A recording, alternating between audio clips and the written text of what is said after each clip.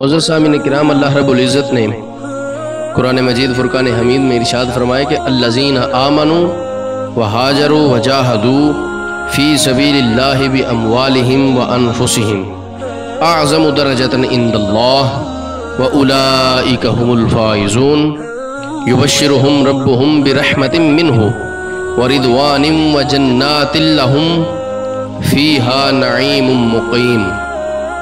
اس آیت مقدسہ کے اندر اللہ رب العزت نے فرمایا وہ لوگ جو ایمان لے کے آئے اور انہوں نے ہجرت کی اور اللہ کی راہ میں اپنی جانوں اور اپنے اموال کے ساتھ جہاد کیا، اللہ کے نزدیک ان کا بہت بڑا درجہ ہے اور وہی لوگ کامیاب ہونے والے ہیں۔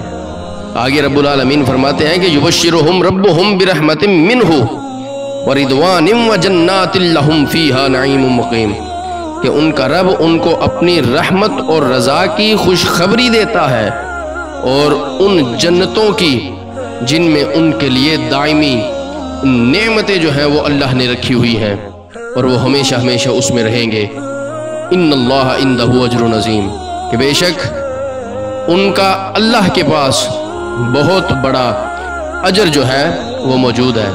تو عزیزان گرامی قدر، اس آیت بینہ کے اندر اللہ رب العزت نے فضیلت بیان فرمائی۔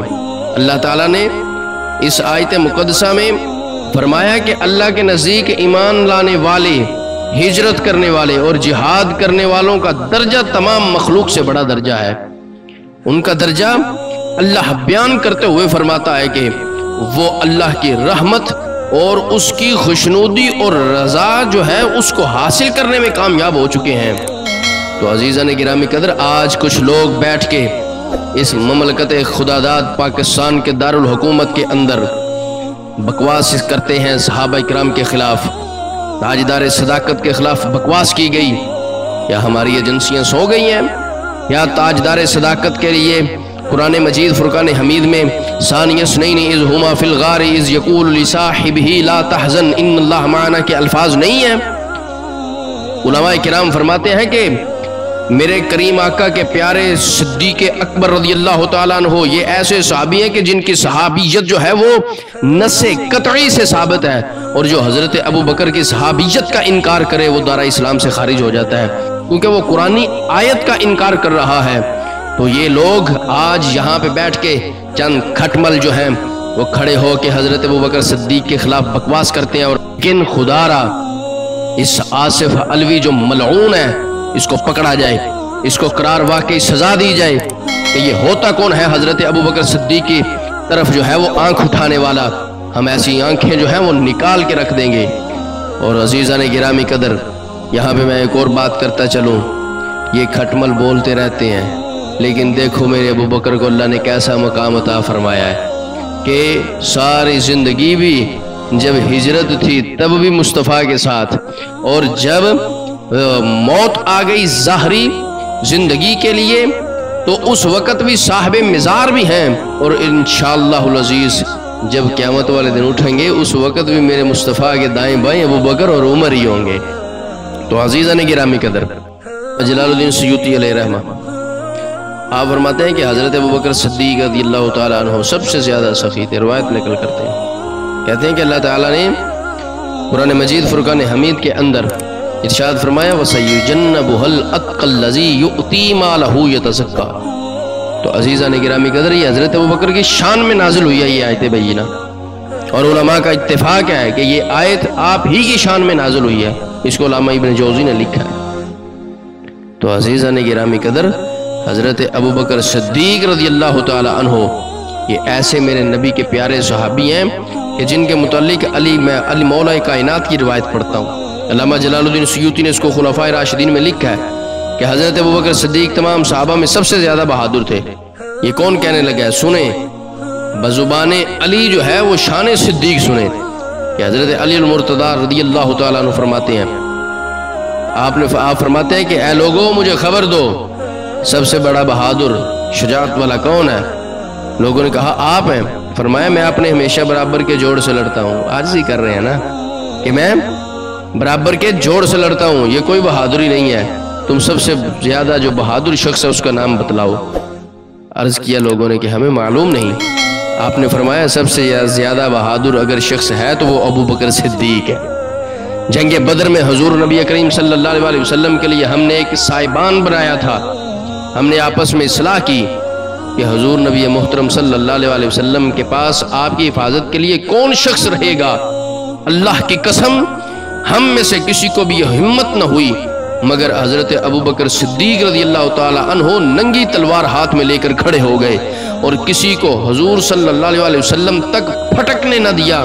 اگر کوئی حملہ کرتا آپ صلی اللہ علیہ وسلم پر تو آپ فوراً اس پر جپٹ پڑتے اور حملہ کر کے اس کا تمام کام جو ہے تمام کر دیتے۔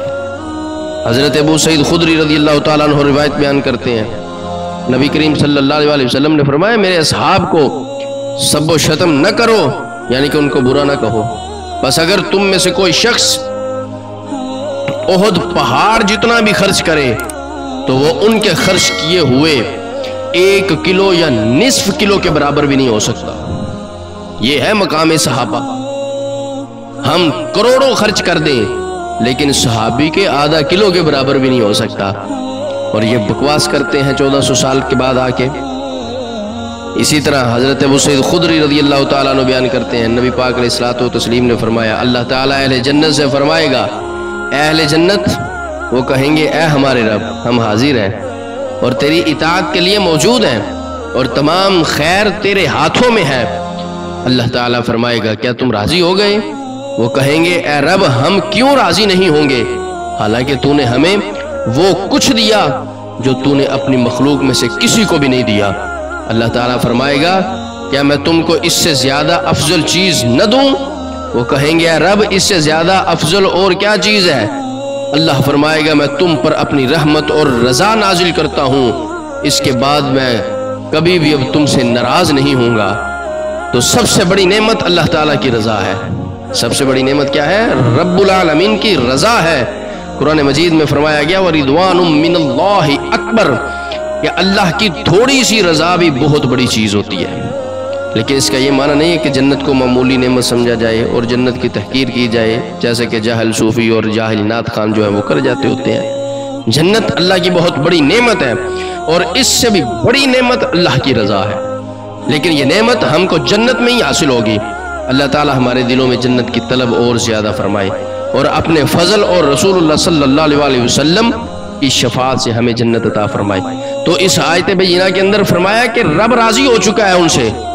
تو عزیزان گرامی قدر، کیا حضرت ابوبکر صدیق ایمان لانے والوں میں سے نہیں ہے؟ کیا حضرت ابوبکر صدیق جو ہے وہ ہجرت کرنے والوں میں سے نہیں ہے؟ کیا حضرت ابوبکر صدیق بدری صحابی نہیں ہے؟ کیا حضرت ابوبکر صدیق احد کے اندر نہیں لڑے؟ اللہ اکبر کبیرہ۔ کیا کون سی فضیلت جو ہے وہ آپ کو حضرت ابوبکر صدیق کی بتائی جائے؟ لیکن افسوس، صد افسوس، صحابہ کرام کی اہل بیت اطہار کی آڑ لے کر یہ لوگ صحابہ کرام کو بھونکتے ہیں۔ لہٰذا ایکشن ہونا چاہیے، اگر ایکشن نہ ہوا تو یہ کھٹمل جو ہے اسی طرح بھونکتے رہیں گے۔ یہ جو لوگ اس ملک کو افراتفری کی طرف لے کے جانا چاہتے ہیں، یہ ان کا کبھی بھی منصوبہ اہل سنت جو ہے وہ کامیاب نہیں ہونے دیں گے۔ ہم اس ملک کے باسی ہیں، ہم اس ملک سے محبت کرنے والے ہیں، ہمارے ہی آباء و اجداد نے اس ملک کو بنایا تھا اور ہم ہی اس کے رکھوالے ہوں گے۔ باقی نہ تو یہاں پہ باہر کی فنڈنگ لے کے جو لوگ یہاں پہ انتشار پھیلانا چاہتے ہیں، ہم ان کے اس انتشار کو کبھی بھی، انتشاری مہم کو کبھی بھی کامیاب نہیں ہونے دیں گے۔ اللہ عمل کی توفیق عطا